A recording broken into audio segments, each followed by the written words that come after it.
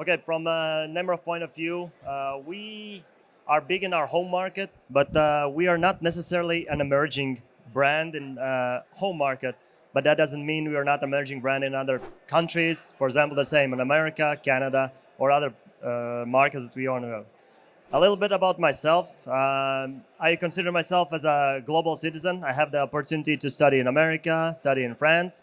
It gives a lot of opportunity to understand how people are thinking in different countries. And that helps you understand also how to talk to different people from different countries. I have a 10 plus year experience in spirits. Right after the college, after the parties ended, had to start working. So spirits naturally became the place to work with. Uh, Also, I have the global reach, except I have not worked in North and South Poles and Latin America. I'm not sure what is it with these three places that are not connecting with me, but those are there. I'm also environmentally cautious and sustainably driven. That belongs on personal level and also on the brand level. And to continue what the previous speaker was speaking, you need to invest a lot in the people because the people are carrying your brand to whichever. Is it retail, is it on trade, or is it any other place? So invest in your people or do your homework for the people. What are they and does the personal interests and values fit with your brand and what you want to achieve in the market? And one of the basics is be a constant learner, which I'm proud of because even when you're bringing your brand, be it your brand, be your represented a third party brand, but you have to learn because each brand is like an individual person. They have their own learnings, they have their own opportunities, they have their own route to market and the voice to the consumer. What is Nemiroff? We consider ourselves as an indomitable spirit. We are originally from Ukraine. We have more than, and there we go. We have more than 150 years experience in vodka making traditions. And given the war, that's not a secret for anybody. We still continue our production the same way. We still penetrate our new markets and we still gain international recognition with various things. And again, all this comes back to craftsmanship, to the people behind the brand, from the creators, from the master distillers, from the purchasing to customer service, to the faces that are actually in the market. What are the Nemiroff recipe for growth? First is strategy and partnership. Do your homework. Understand what you want to achieve with your brand. We are number one brand in Ukraine, but we are not known in UK. We're not known in France. So again, you are the underdog coming to the market. You need to understand. You need to find the partner who fits your philosophy, who fits your targets, your vision. Perhaps your best strategy is to start with a smaller partner. And when your brand is growing, if the partner cannot grow, you need to grow with a bigger partner. It does not necessarily mean that you need to straight away go with a big partner, because then if you're unknown in a big partner, you get lost in the portfolio.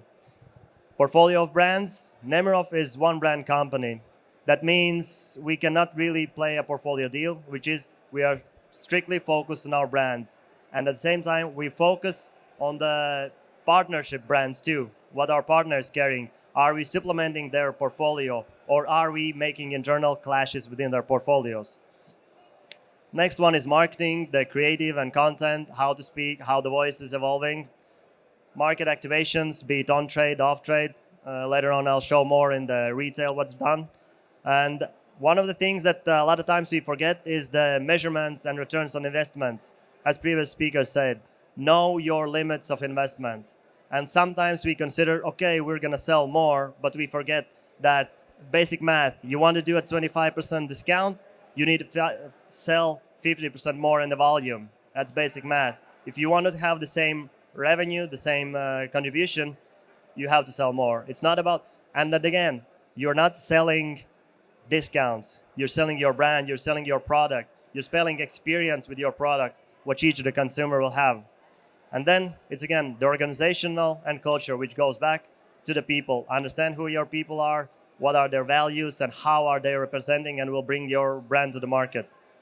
So slightly about Nemiroff off-trade. First one is availability. Of course, as an emerging brand, we have to be really careful of where we want to go. We are not having big pockets and we can go maybe all retail, but pick your chains, pick your route to the market, where you want to succeed, start building small, because if one chain sees your rotation, the second chain will go. Your partner will have easier negotiations with the next chain, with the next chain, with the next chain. It's, again, building up. Next is, again, the basic math. Do your value chain homework, understand what your competition pricing is, and build yourself back down to what your transfer price needs to be and how much marketing or any other support, trade marketing or marketing support, you can afford. Don't forget the mathematics. You can also play with limited products, which in Nemiroff case is not really our strongest suit, because once you start playing with too many limited editions, in vodka, for example, you lose your consumer because limited editions are just diluting your visibility. Better have one brand with more facing than 7 brand facings, because not always the limited editions are understood by the consumers. And again, the numeric distribution and weighted distribution, again, that goes back to the selected chains you want to go after. Then it's about visibility, how you want to be seen by the consumer, because always step in the shoes of the consumer, understand how are they viewing the shelves. Are they going there for the price or are they going for the experience? Explain to the consumer what are they getting behind choosing your product. One of the learnings from our side, as we are Ukrainian product producers, we put Ukrainian flags on our bottles. Beginning of the work in a lot of countries, that worked well, but once the situation is developing, it's not helping anymore. So again, can you adjust to this situation? Either remove flags or start telling about the brand credibility. Don't focus on just on origins. Talk about the experience that they will gain from your brand.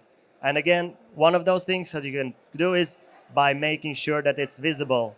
Because a consumer is walking by the retail, they see millions of products, but they will not get the experience. So the way you communicate, you all subliminally already communicate the experience that they can get from your product. And then it's about activations where you can have your hostesses or somebody to talk about your brand. Again, remember your budgets. You cannot go to every shop, but you have to understand the learnings when the people movement is happening in the retail, when it's suitable for the hostess to be there or when it's not, when the actual consumption or purchase of your product is happening.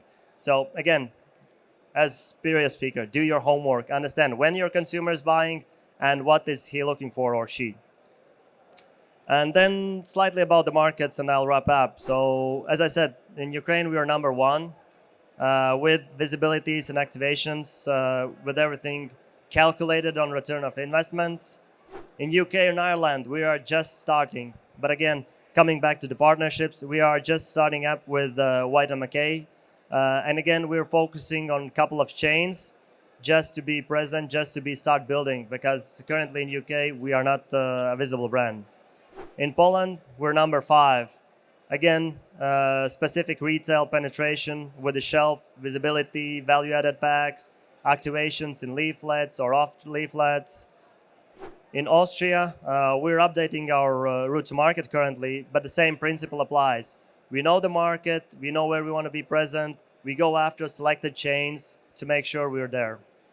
The same applies also for Netherlands, same also for Italy. Majority of you understand that Italy is an on-trade country, but at the same time, if you're not present in retail, again, both of these need to be thought together and calculated in the same budget.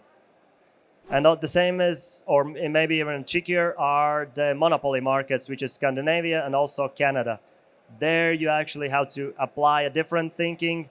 And if somebody is keen to learn about those, probably they'll be easier to explain off the presentation, because these markets are really a different challenge on how to play with them. And what then the Nemiroff is aiming for? This is our strategy, to become the number 3 vodka. But it's not tomorrow, it's not the day after. It's by properly setting our goals, to properly evaluating where and what and how much we can invest, and never forget our people who are bringing the products to the world. So that's all for me.